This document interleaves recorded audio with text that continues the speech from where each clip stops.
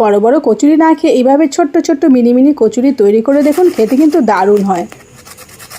আর আওয়াজটা শুনতে পেলেন কত সুন্দর মুচমুচে। এই ছোট্ট ছোট্ট মিনি মিনি কচুরি তৈরি করার জন্য এখানে 1 কাপ আটা নিয়েছি। মাত্র 1 কাপ আটা দিয়ে কিন্তু অনেকগুলো মিনি কচুরি তৈরি করা যাবে। এই আটার মধ্যে লবণ, চিনি আর একটু সাদা তেল দিয়ে ভালো করে আটাটাকে ময়ান দিয়ে নেব। যত ময়ান হবে ততই কিন্তু এগুলো খাস্তা হবে, খেতেও কিন্তু টেস্টি হবে। এবার অল্প অল্প জল দিয়ে আটাটাকে মেখে নিচ্ছি। আটাটাকে খুব বেশি নরম করব না, শক্তও করব না, মোটামুটি রেখে এটাকে মেখে নিচ্ছি। মাখা হয়ে গেছে দেখুন। এবার এটাকে রেস্টে রেখে দিচ্ছি। এদিকে একটা পুর তৈরি করে নেব। তার জন্য 2টো ছোট সেদ্ধ আলু নিয়ে নিয়েছি, কাঁচা লঙ্কা, লবণ, হলুদ আর লঙ্কার গুঁড়ো দিয়ে পুরটাকে তৈরি করে নেব। পুরটা রেডি। এবার এটাকে নামিয়ে ঠান্ডা করে নেব। এদিকে আটাটাকে আবার একটু মেখে নিচ্ছি। তারপরে হাতের সাহায্যে এইভাবে লম্বা করে নিয়ে একদম ছোট ছোট টুকরো করে নিচ্ছি, যাতে প্রত্যেকটি টুকরো সমান হয়। এবার এই টুকরোগুলো নিয়ে হাতের সাহায্যে এইভাবে গোল গোল করে একটু চ্যাপ্টা করে রেখে দিচ্ছি।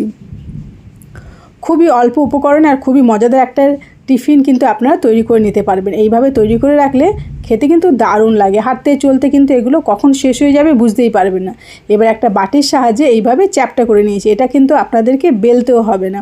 এবার অল্প একটু পুর নিয়ে আটার এই লেচির মধ্যে দিয়ে দিলাম।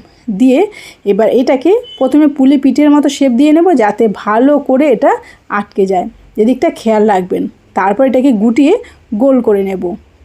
মুখটাকে বেশ ভালো করে সিল করে দেব, যাতে ভেতর থেকে পুরটা বাইরে বেরিয়ে না আসে। দেখুন এইভাবে একদম মুখটাকে সিল করে দিয়ে হাতের সাহায্যে এইভাবে চ্যাপটা করে নিলেই কিন্তু এগুলো একদম রেডি হয়ে যাবে। খুবই অল্প সময়ের মধ্যে কিন্তু আপনারা এগুলো তৈরি করতে পারবেন। বেলারও কিন্তু কোনো ঝামেলা থাকবে না। দেখুন সবগুলো তৈরি হয়ে গেছে। আমি এখানে 17টা মিনি কচুরি তৈরি করে নিয়েছি।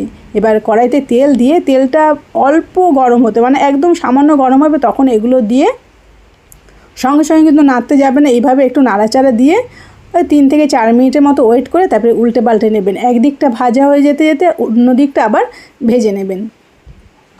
একটু সময় নিয়ে এটাকে ভাজতে হবে, তবেই কিন্তু এটা মুচমুচে হবে। বেশি গরম তেলের মধ্যে দিলে কিন্তু এগুলো একদম লাল লাল হয়ে যাবে আর মুচমুচেও হবে না, খাস্তাও হবে না। দেখুন এইভাবে উল্টে পাল্টে একটু সময় নিয়ে এগুলোকে একদম মুচমুচে করে ভেজে নেব। দেখুন কত সুন্দর এক একটা ফুলে উঠেছে।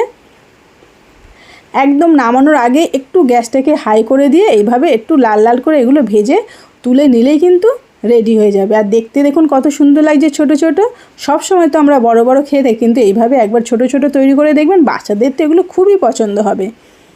সবগুলো কিন্তু এইভাবে ভেজে তুলে নেব। আর এগুলো কিন্তু খুবই মুচমুচে হয়। দেখুন সবগুলো রেডি হয়ে গেছে। এবার একটা ভেঙে আমি আপনাদেরকে দেখিয়ে দিচ্ছি যে এটা কতটা ফুলকো হয়েছে। আর দেখুন ভেতরটা কত সুন্দর দেখতে হয়েছে। এগুলো টমেটো সসের সঙ্গেও খেতে ভালো লাগে, কিন্তু আপনারা শুধু এটা খেয়ে থাকবেন তাতেও কিন্তু টেস্টি হবে। তাহলে বন্ধুরা রেসিপিটি কেমন লাগলো অবশ্যই কিন্তু